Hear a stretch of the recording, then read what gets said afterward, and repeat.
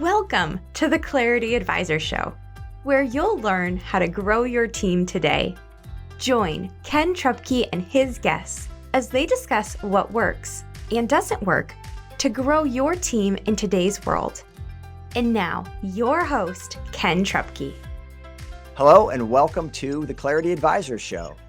Leading teams and shaping culture in large corporations can be very different than doing that with smaller and medium-sized businesses. And yet there are principles and practices that work regardless of company size. My guest today, Dr. Timothy M. Williams Sr., is a transformation expert. He spent nearly 4 decades in operations, engineering, and human resource roles in such giants as Procter Gamble and Kodak. He brings deep insights and experience in transforming culture, and he's now started his own consulting firm, the Org Transformation Group. And we'll talk about that after I welcome Dr. Tim Williams. Dr. Tim, welcome to the show. Hey, Ken, how you doing today? Really, really good. Thanks so much for joining us. Absolutely happy to be here. All right, so let's start with the Org Transformation Group. Tell us about what that is and who you serve. Organization Transformation Group, we're a group of, what do you want to say, HR development, HR, how I want to coin this. Most of my people have operational background, which means they've worked in corporate America, they've worked in manufacturing facilities, but at some point they entered into HR. So it's a group of folk who can do HR type of work, org development kind of work, leadership development kind of work, who have walked in the path of the clients that we serve. Right. And so who's a target customer for you or client for you? What kind of size business are you looking to work with, or what size team? We can work with larger organizations. We've done work with Sam's Club. We've done work with Araco. That's a large wood manufacturing global company. And I've done work here locally with a company that is just a local construction company that we've done work with. So it really doesn't matter. My target, though, because most of the larger companies have the resources and the people that my folk, that what we bring to the table. The thing is that most medium-sized and smaller companies, they don't. Okay, they typically don't have those kind of resources. They have an HR manager, but most of the time HR leadership doesn't have org development. They don't have leadership development. They don't know how to transition culture. They don't know how to do organization health assessments to figure out what's needed to make your environment and culture is very best. And that's sort of what we do. Okay, and you said down here. Now, where is here? We're actually, like I said, we're right outside of Augusta, Georgia. Okay. And, I work now with things being, not as traveling as much. We can work almost anywhere, but most of the work we've been doing in the last year has been right here in Georgia. Okay, fantastic. Mm-hmm. So let's dive into some of your experience. I mentioned in the intro that you've got 4 decades with some giant corporations. Mm-hmm. Tell us a little bit about where you came from and how you got where you are. It's especially interesting. I know you've had different roles in both engineering, operations, and human resources. And that's kind of an interesting path that you and I have talked about in the past. Yeah. So walk us through that. Yeah, I had a recruiter call me once, and he told me, he said, Dr. Williams. I said, you can call me Tim. He said, Dr. Tim. And he said, I don't have a job for you. He said, that's not why I'm calling. He says, I've just saw your CV, your resume online, and I've never seen anyone with your kind of diversity of background. He called me a unicorn. He said, you're an HR person that has an engineering background and you've got business experience. He said, it's just something rare. He said, can I call you in the future if I find anything that fits that? So that's my background. I actually started off as an engineer. I graduated I was really at the top of my class. I was a mechanical engineer at Tuskegee University. So when I hired on with Procter Gamble, my goal was to do design engineering, project management. Well, that's where I started. But I quickly moved into doing reliability management, which is the more technical part. And one of the things I want to say this to you. One of the first roles that I had with P&G was totally not what I was expecting. I expected to be on a drawing board somewhere doing engineering and working with other technical people. They brought me in and immediately gave me a team of contractors, engineering, technical contractors that I had to manage to do. At that time, I don't know if people remember Pringles, but years ago, Pringles was sucking wind. And we actually transitioned into begin to put flavors on our Pringles chip, which actually changed the trajectory of that business. Well, I had the team that was responsible for designing the potato blending system in order for that transition to take place. And I did that right out of school. So I had a team from the beginning. Since then, moving into operations, I managed teams. You always had to have leadership. Matter of fact, P&G focused on that. It was a core fundamental skill that you were going to lead people and that you were going to manage and develop people, and you were going to manage and develop teams. So that is at the core of everything that I've done.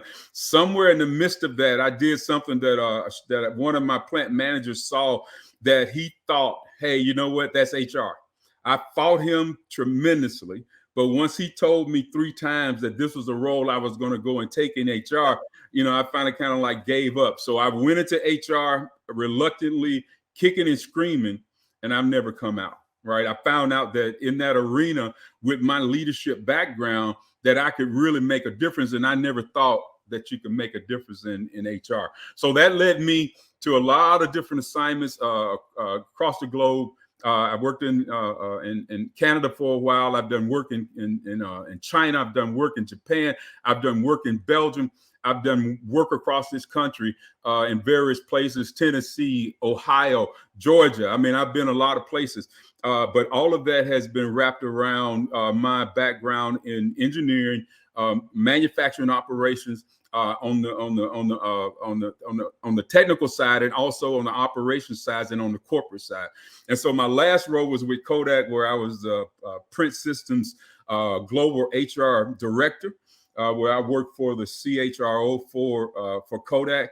And then so that was the last time I was in corporate America. Then I moved on from there.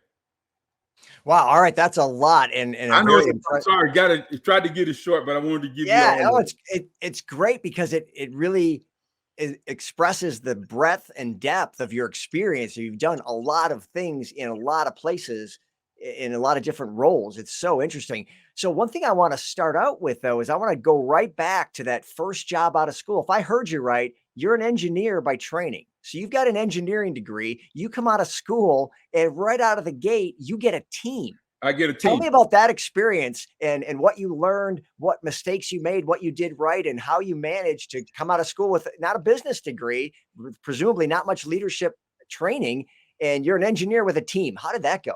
Well, you know what, that for me, I've always had, and I would call them leadership skills. Okay, but it's not leadership skills like most people would think. Okay, I've always been able to interact well and motivate and inspire people. I did that in college. I was part of a football team. I was actually an athlete when I was in college. It was the only way I could go to school. I had an athletic scholarship because my parents didn't have the money to pay for my education. So that is the way I got through school. So I had practical or experiential leadership training. Okay, if you want to say it like that. So that helped me a ton. What really was very different and challenging about that is that I came into a corporate culture that I had never experienced, never seen. Okay, I had always been in college cultures. I had been in high school cultures, community cultures, family culture, not a corporate culture. And with my background, my family background, I mean, I was probably the second person. My brother actually graduated from college.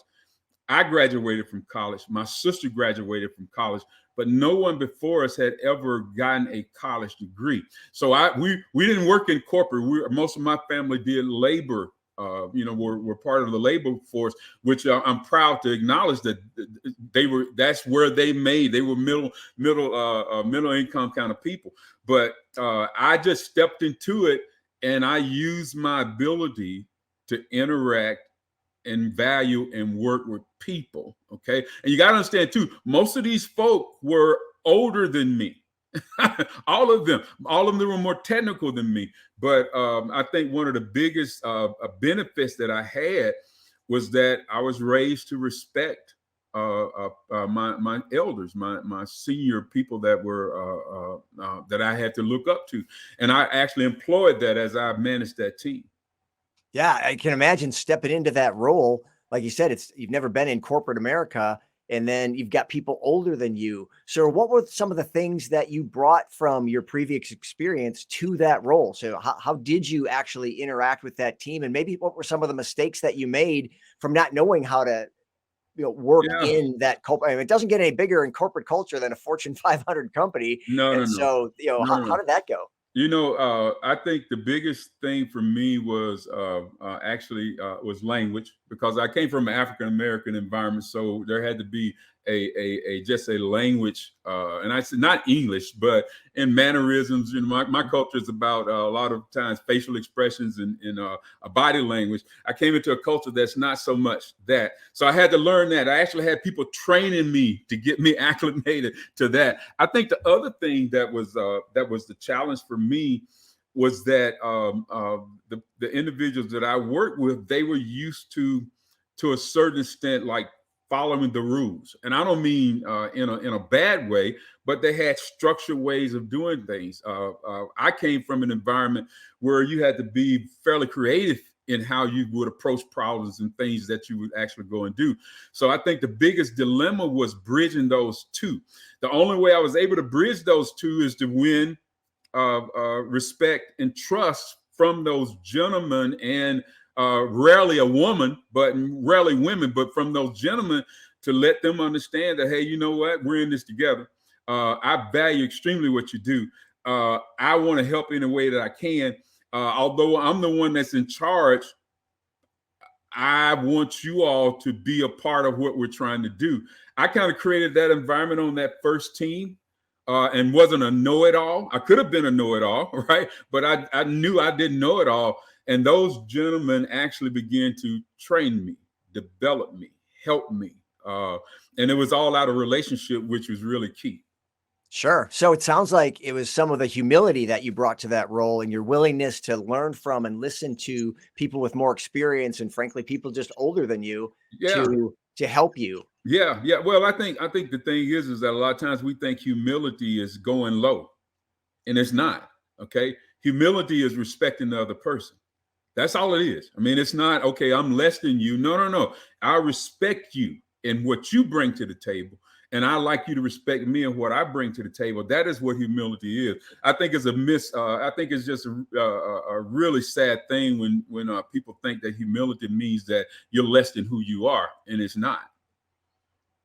Yeah, absolutely. It's how does Ken Blanchard put it? It's not thinking less of yourself, it's thinking of yourself As less, you right? are, as you are. Yep, absolutely. Well, good. I want to dive into how you move through these different roles, the operational roles, the engineering roles, and then ultimately hear the story of how you got into HR. And we'll do that on the other side of the break. You're here with us on the Clarity Advisor Show. Is your business where you want it to be, or on track to get there? Clarity Advisors helps business leaders improve communication and get your team aligned and engaged for greater success. We specialize in helping you streamline your sales and operating systems to improve efficiency and grow your profits. Call or text Ken at 616-822-2998 to have a complimentary 12-minute call to see what some clarity could do for you. Okay, welcome back to the Clarity Advisor Show. We're talking with Dr. Tim Williams. So, Dr. Tim, you started out in engineering, coming out with an mechanical engineering degree, working at Procter Gamble as an engineer, and then you moved into manufacturing and then ultimately HR. Tell me about the progression there and the teams that you were on and where you led teams, and again, kind of what you learned as you progressed through there. The company that I work with, actually, when they start giving you a team, they actually sort of begin to make you a little mini HR manager. They train you on all the ins and outs of what it takes to be. And again, I feel fortunate because I see out in the real world, if you want to say it like that, that you don't see that a whole lot. But I started off with that engineering team, and I worked that. I was a part of multiple teams as a part of that role in the engineering organization that I was in. I soon took another project. That project that I was working on actually took place in manufacturing plant. So that is what tied me to manufacturing. I went into manufacturing as an engineering resource, did that work there. And then when I came back to Cincinnati, if you want to say to close out, my boss said, hey, here's another assignment, but it's in a manufacturing plant. And I actually went to that same plant and took a manufacturing assignment and a manufacturing role. I did that, and my work was in reliability engineering, helping the equipment run more reliably. And I spent probably 2 or 3 assignments in 2 or 3 different locations in Georgia, actually doing that kind of work. Soon after, again, another change in assignment, and my leader said to me, hey, we want to put you into a manufacturing and have you do a maintenance manager role in our biggest pulp making organization, right? So here it is. I went down to Flint River, where we made the paper that made the, if you want to call it, the paper that they use in diapers, in Pampers, and Loves and things like that. And so I spent my years in manufacturing, soon to move into a manufacturing operations role at another plant, Lima, Ohio, where I was able to do some mechanical or reliability management, but moved into the logistics organization and began to manage a department that handles shipping and receiving. So, I mean, I bounced around a lot. That's where I actually transitioned into this role, where I established, I was in what's called the SAP 2.3. I don't know if you've ever heard of that, but it's actually a logistics platform. And I was responsible as an execution role leader to actually get all of the personnel in the plant acclimated to this new system we were going to put in, train them, develop them, coach them, help them integrate not only with the platform, but also integrate with our operational practices and procedure. Well, that is the one assignment where my plant manager, we did a really, really good job. And he said, you need to be in HR. And so, again, I was at a point of transition from that assignment. And he said, I'm going to put you in HR. I said, no, I'm good. Don't want to be in HR. Had a really bad impression of HR, although I never had any bad experience with HR. I just had heard.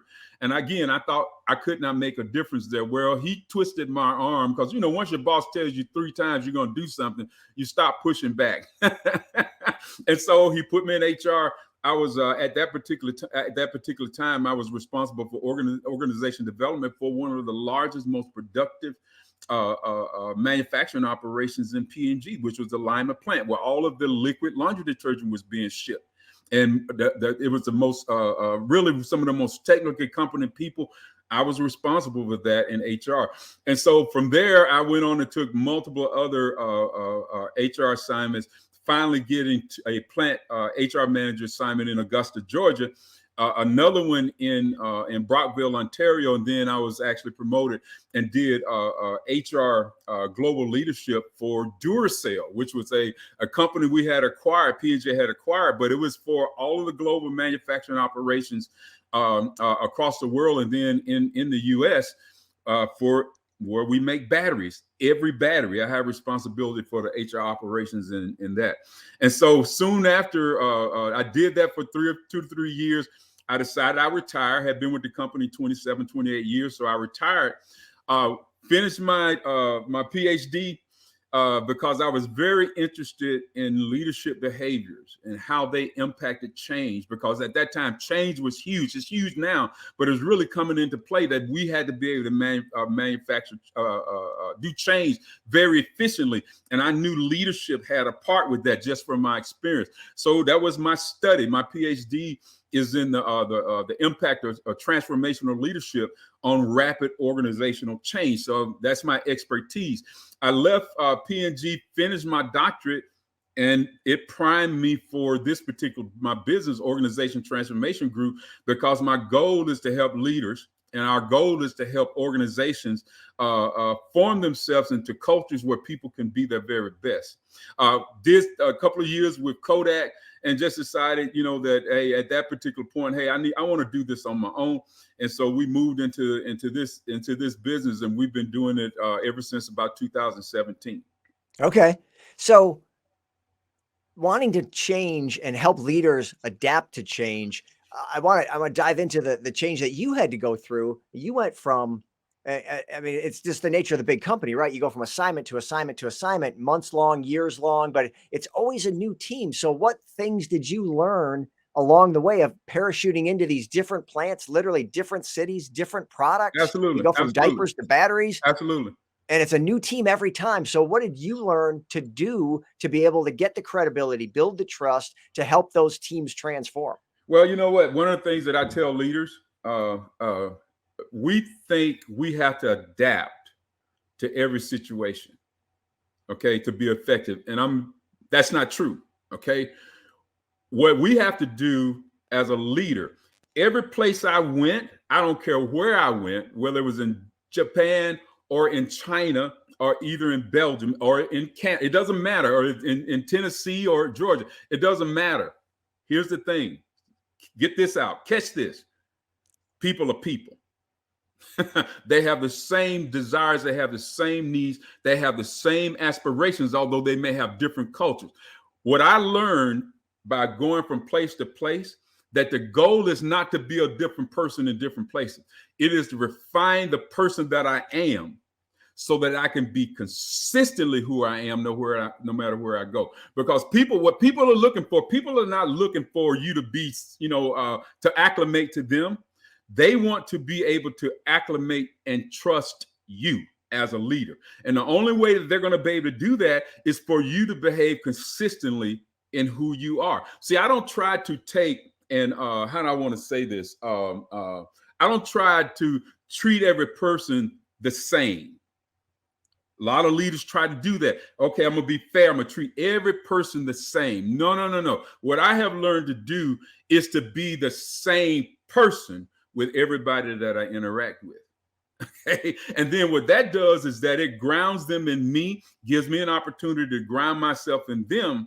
All right. And it's easier for me to manage me, okay, to be who I am and consistently be that, than to try to change myself for everybody that I come in contact with. If I had to give a leader a point, what I would say to them is that if you're going to be successful, stop trying to work on other people and work on yourself.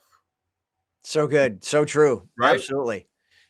So as you're working in these areas, especially at P&G, where it's such a big company, did you have training that you were going through? Are they training you in some of these things, or are these all just things that you're learning as you go through these assignments and kind of school of hard knocks? Yeah. Like I said, one of the benefits of working for a company like Procter Gamble, because they understood the value of leadership. They cared about their people. They had this motto that that people are our greatest asset, and they really lived it. Okay, during the time I was there, I hadn't been there for a while, but I've still talked to people that are there, and they really live it. Here's the thing: is that I always had the opportunities to go to training and learn. It was a part of what you would do. Matter of fact, it was just a part of your budget. Every individual to take a week or so, twice, a couple of 3 times a year, to go and get that kind of training. But then the other thing that I had in place, I always had a mentor, always had a coach, always had peer coaches. All right. And then there was this whole environment of people wanting and willing to give feedback in the environment that I worked in. Feedback is so critical and so important to leaders being able to develop themselves. It was a norm to give feedback. In many organizations, it's not a norm. Matter of fact, people shy away from it. But I really don't want you to tell me what I'm doing wrong. No. It's not what you're doing wrong. It's what you could do better. It's not what you're doing wrong, but here's something that you probably could do better. That mentality helped grow me. That mentality helped grow the people around me, because when I interact, even with my team, it's never about being critical about them. It's all me always looking for the opportunity for them to be better than what they are. So good. Yeah. What can you do better? There's always something to do better. And Always it something to do feels so better. much more positive than a, here's what you're doing wrong. Yeah. So for that difficult conversation, it might smooth the path a little bit to say, hey, we're just going to be talking about things that you can improve on. Yeah. So really Well, the good. thing is, though, that what's behind that is that it's not something that you just do. Okay. Because people read that. They know if it's not genuine. You have to literally really want to help the person be better. And they'll take any feedback that you give them. Yeah, there's a book that I've been actually just rereading, Leadership and Self-Deception by the Arbinger Group. And it's really the premise of the book is that it's how you look at that other person. Are you looking at them as an object to get things done for you because it's Yeah. about you? Or are you looking at them as a subject, another person, someone who also has things they're trying to accomplish? And can you work with them and perceive them? And then it doesn't really matter what you say if your perception is you're about them and Yeah. you're treating them as a person, Yes. your words are going to be received. And if not, those exact same words are not going to be received. It's Yeah. all about how you view that person. So good. Absolutely. I think a lot of times that people think leadership is almost, well, let me say it like this, that leadership is a behavior or it's a skill or it's something that, that is an instruction book to a certain extent. No. I tell people and the people that I coach, executives that I coach, professionals that I coach, leadership is not a skill. You can get skills that help you with leadership. Leadership is an attitude. Nice. Right? Leadership is something that comes out of you, right? It is something that you're committed to. It's something that, hey, if you didn't do it, something is missing in the environment that you are a part of. Okay. So to be a leader, I say be the leader, right? What kind of leader do you want to be? Is because it is not something that you just script and then go follow instruction. It is something that comes from the inside of you. And when you have that as an attitude, people will follow you. Right? They will follow you. And I'm not saying that it's exact. I'm not saying it's an exact sign. And I'm not saying in any way, shape, or form that it is not some kind could be a tough road to hoe. Here's the thing. You save yourself a lot of headaches as a leader when you really want to be one. Okay. When you vibrantly in your heart, no, you could not take leadership from me. Right? It's at my fibers, in my heart. I know the value that it has for people. And if you're going to be a successful leader, you got to have some of that. You might not have all the passion I've got around it, but you got to have some of that. Oh, it's so good. Those are such great nuggets right there. I mean, I wrote down, leadership is an attitude. That's a powerful statement. Mm-hmm. So you've been doing this, leading teams, being part of teams for nearly 4 decades. What has changed that you've seen? What's different today than it was 40 years ago that leaders need to be aware of and make sure that they're adapting to? You know what? I think the transition has been taking place, for a while now, but I think us coming out of this pandemic just really put us into shock and moved us on into, and I hate to say that there's something positive comes out of something that is as detrimental to our society as that particular incident was. But I believe that things happen sometimes, and sometimes good stuff overcomes the bad stuff, right? That is the way, that is what happens. The bad stuff comes up and then you got to kind of overcome it. And I think this situation that we're in now puts us in a position where a lot of things that we would have hoped for are now starting to come into fruition. Let me give you an example. I believe it used to be a time when I had to convince managers that, hey, look, you need to give attention to people. Okay, you need to nurture them. You need to be responsible. But you know what? When I talk to folk now, they're asking me how to do that because they realize, because of what they experienced themselves in the pandemic and what they desired from their leaders with all the tension and mess that was going on, they realized that they hadn't been giving that to their folk. And so now they see the value of that. So I say to you that what has changed now is that leaders' attitude about nurturing, And I'm not talking about to a certain extent being parental towards people. That's not what I'm looking for. But value them to the point where you want to support and help them. You realizing that if you help them, you're going to help your business. You're going to help your goal. You're going to help your vision. So I think that's one of the primary things that happen. The other thing too, I think that leaders now have to be more clear about their vision and direction. Now, why is that? Because look, people are not seeing you every day. 40% of the organizations that are out there now, most of, how I say it like this, 40% of the workforce will be remote in the companies in the US in the coming year. Okay, so now leaders or managers are not having the personal interfaces, in the same environment that they used to have. So now people are making more decisions on their own about the work that they do.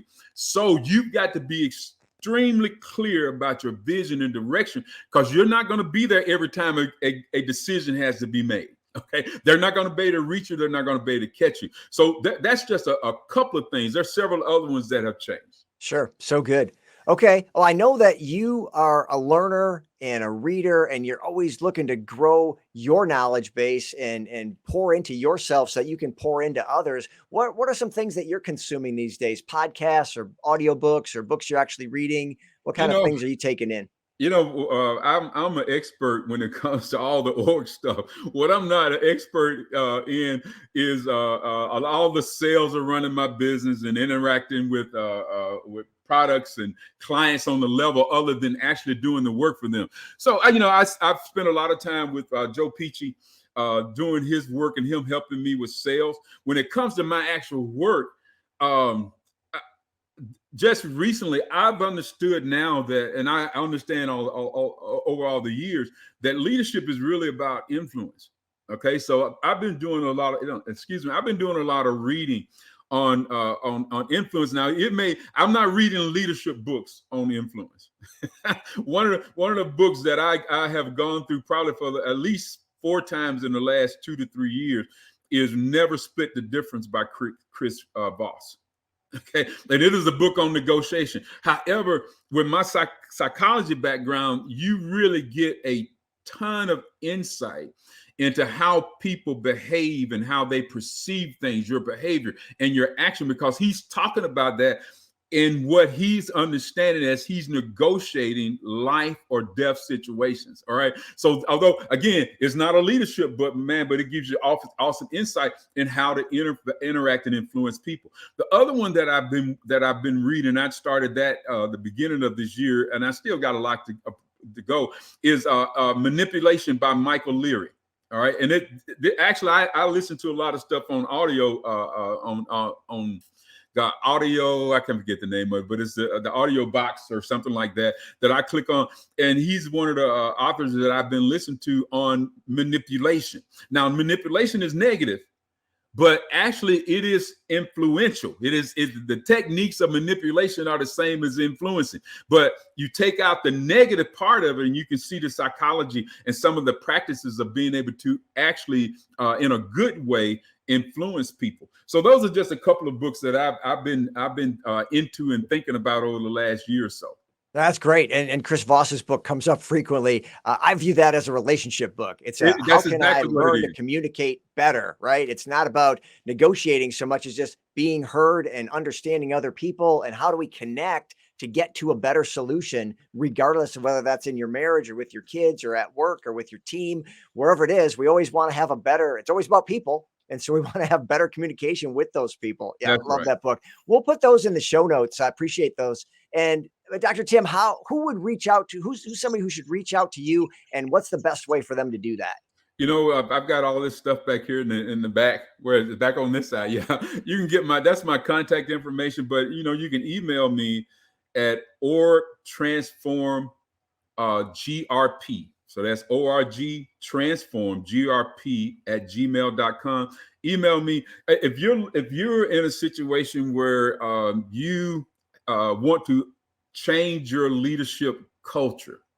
Okay. Now, I know people say that's a tall order. Yeah, I know. I've been doing it for years. Okay. So it is a tall order, but we know how to do it. If you want to change your leadership culture and realizing that people don't leave jobs, they leave bosses. Okay. And people don't perform for a job. They actually perform for leaders. Okay. That actually value them and able to give them things that they need in the interaction.